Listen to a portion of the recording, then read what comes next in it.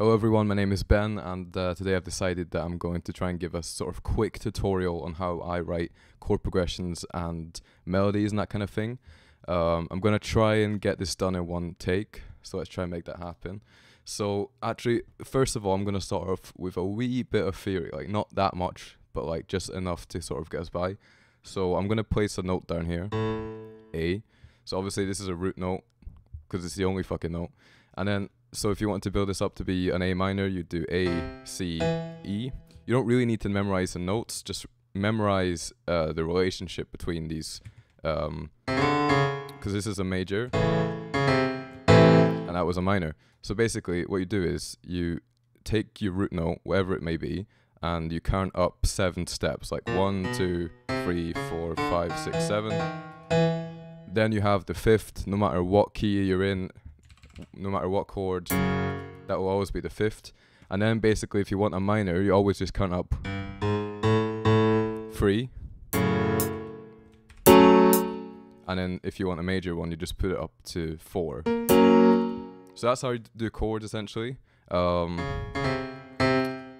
are 2 variations of chords that might be a good idea to sort of talk about. So here we've got a C major chord, just built up doing the same method as previously. I've obviously memorized like sort of like what notes to use, but you don't really need to do that. But it could be good to know, like, if you have a root note on A, then the 5th is always going to be an E. If you have it on E, it's always going to be B. If you have it on B, it's always going to be F sharp, and so on. Like, just, you know, but you don't need to. Anyway, so this is a C major chord. Now, if I wanted to make this to a C major 7 chord, I would just place a note here on the root note, and then move it down 1. Now you've got a C major 7. And you know, it works for any chord you want. Here's a E major 7. If you want an E7, you just move that down 2 notes from the root note. Then you have an E7. Right? If you have a minor chord to start out with, so here's a E minor. And it's the same thing here, although you probably don't want to do, because that sounds trash, but this sounds nice. That's E minor 7. Anyway, so now we've got chords out of the way. I'm just going to try and do a quick sort of chord progression and describe what I'm doing as I'm doing it. I'm not going to promise that it's going to be great or anything. It probably won't be, but hopefully you'll get like the idea of like what I'm doing. So I'm going to pick a note. I'll go with A. So I'm feeling like, so I just put the note down. I don't have any preconceived ideas of what it's going to be, but I'm feeling like maybe I want to go down to G. Now I could have it like that, and then like build from there, but I think it's more interesting if it goes to another note here. Just not that fast, like even slower. And then to me, the most logical thing to do would be to go down to like that. Alright, so now you've got a bass, sort of bass line, so you can like copy that over or whatever. I can, when I'm listening to this bass line, I can kind of hear what the third of the note is going to be. It's going to be like da-na-na-na-na, like that. Like, it's going to be like,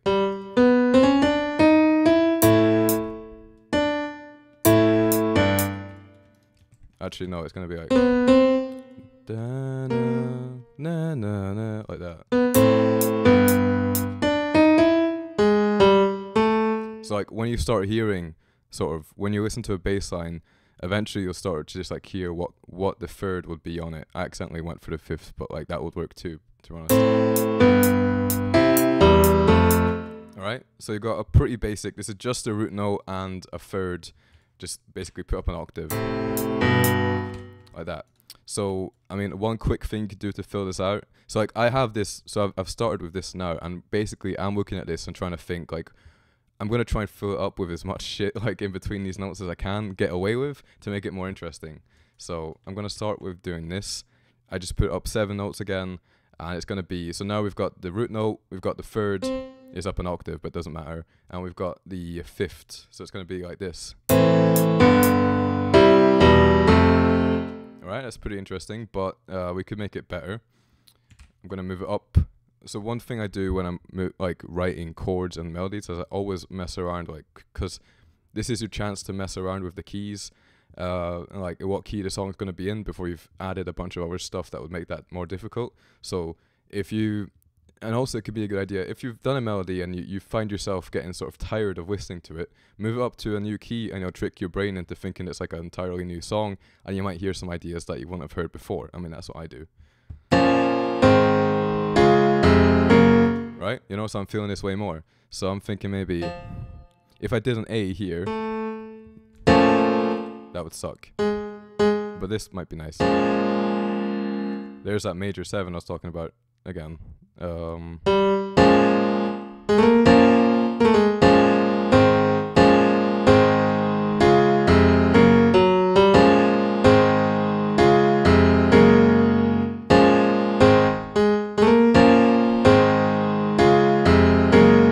So I'm trying to just find like some like melodies within the chords that might work. Sometimes it can be nice to have one note that goes throughout. Like I could use this C sharp note and I could put it on every single chord and I know that it would work. On the second chord there's going to be a bit of tension that is quite nice as well. So for instance, if you just want to quickly fill out the chords.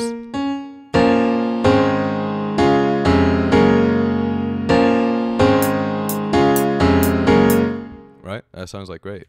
I mean,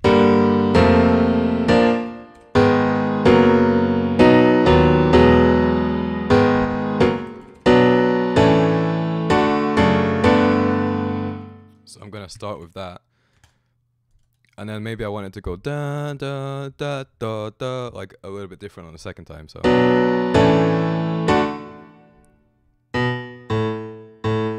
yeah, so in that case it would be the same chord again. Like this. Right, so that's a bit more interesting. So now we've essentially got our chord progression, and then I'm gonna try and just like write a melody. So when it comes to writing melodies, I would actually say there's, for me at least, there's way less sort of rules or restrictions. It all comes down to feeling when you're writing melodies. Like if you just listen to it again and again, and eventually you'll start hearing like these phantom melodies that could be, you know, you'll start to hear the potential of everything that could be, that isn't there yet, and then you sort of try and get it down as fast as you can. So I'm going to filter these chords a little bit just so we can hear what we're doing with the melody. And I suppose I'll just use some preset just for like the lead, just to sort of demonstrate. Let's go with this one. Right. So for some people it might help to have the chords in the background. I don't really need that because I sort of already know, like I'm already listening to it, but it could be an idea to, you know, if you want to copy, because, you know, once you've got this chord progression down, you know that all of these notes that are used already are sort of safe, so none of it will sound off key. But, you know, other people, just like me, I just kind of just go off of feeling. Like I know kind of intuitively like what sounds good, what sounds bad, and, you know, that's something that everyone can practice. So let's try and see what we can come up with here.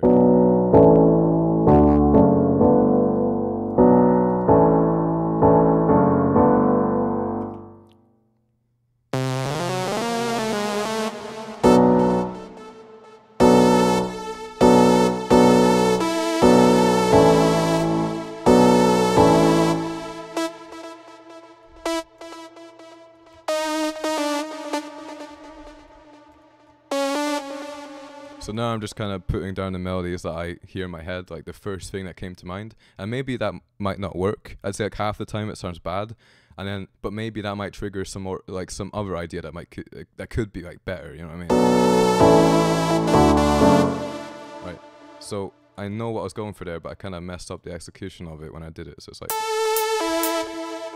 yeah. For me at least, when it comes to melodies, timing is something I'm less good at. So if I have like an idea but I haven't done it properly, I'll just sort of listen to just the melody with the metronome to sort of get it. And I want this to be a little grace note. I don't want it to be there too long.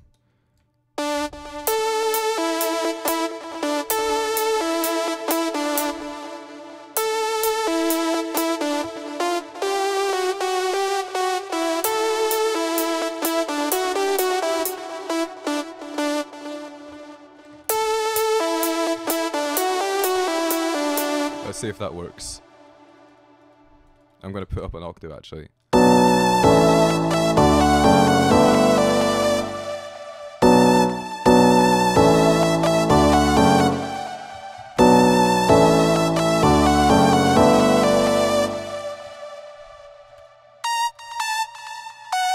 So I want to keep, I'm copying it over, not because I want to use the same notes, but actually I just want to use the same rhythm. I want to keep it sort of, I want to have like a call and response thing. So like the first one would be da na na na na na na, and then the second would be like, it could be da da da da da da, or like, you know, like something that mimics the same like rhythm, but it's a different set of notes.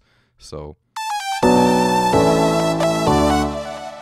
like right now I'm getting sort of already tired of hearing it in this key. So I'm going to put everything down 3 notes, and then to me it'll sound like brand new.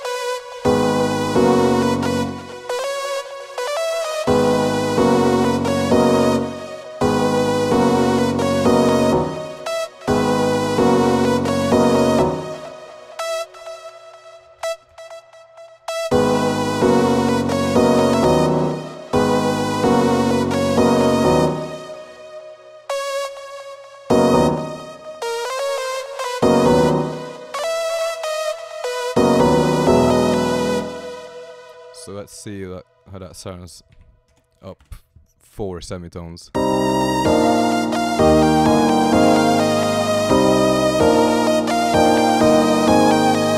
Right, so I think it sounds a bit random at the moment, so I'm gonna like work on like the melodic phrasing of it.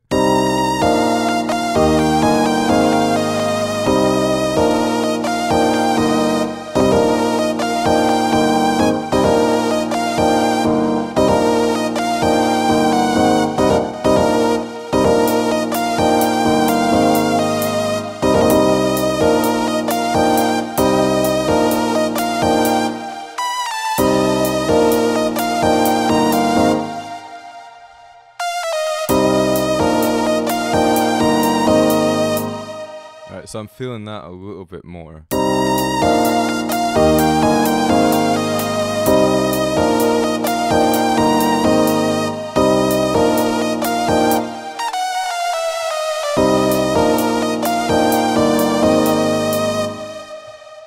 Okay, good start.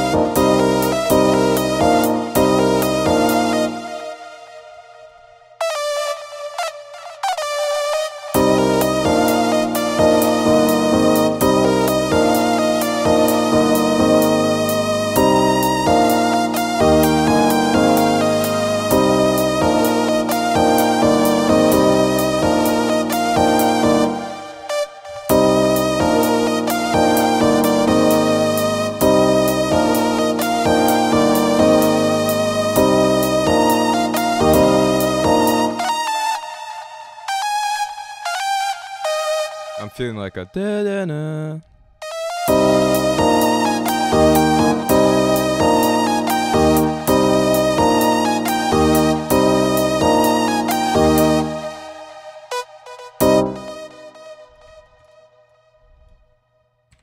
So I'm gonna like change the key again. Get used to that because I'm doing it all the time. Let me see.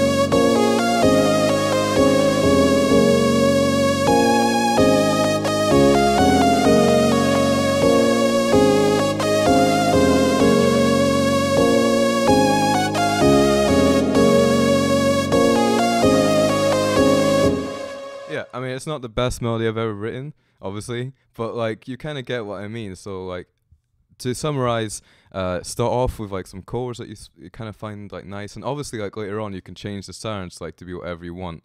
Like I'll just go with like a standard like pluck, you know. And you can do all sorts with that. I mean, one function I use a lot in FL is like, let me see, it's just being able to chop notes. It's Alt U.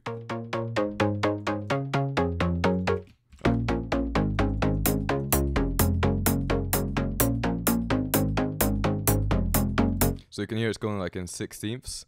So what you could do is you could put a delay onto that, which would be like on a dotted time, so it's not the same.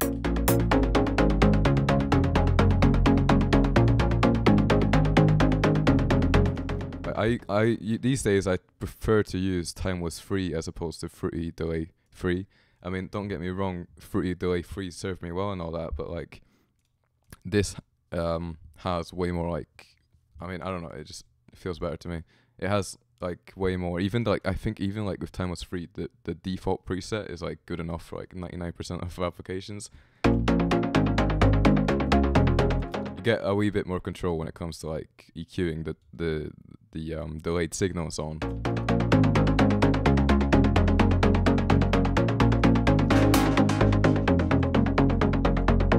Right, so you could have it like that, and you can have it like, you know, but this is just like, this is like, you know, this is, now we're getting to the part where you actually like start to build up the track and so on. You know, it's not really got a lot to do with chords anymore, but like, you know, I'm just trying to show you that you can, you know, once you've established what kind of the idea that you want, then just, you know, as quick as you can, just try and build it into something.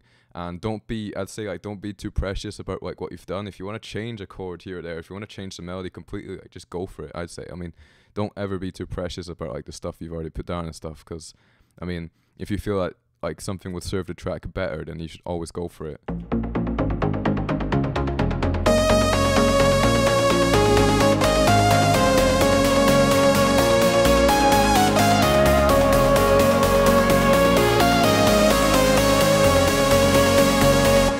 Yeah, anyway, that was basically it. I hope that you guys learned something from this, and I will see you in the next one. Cheerio.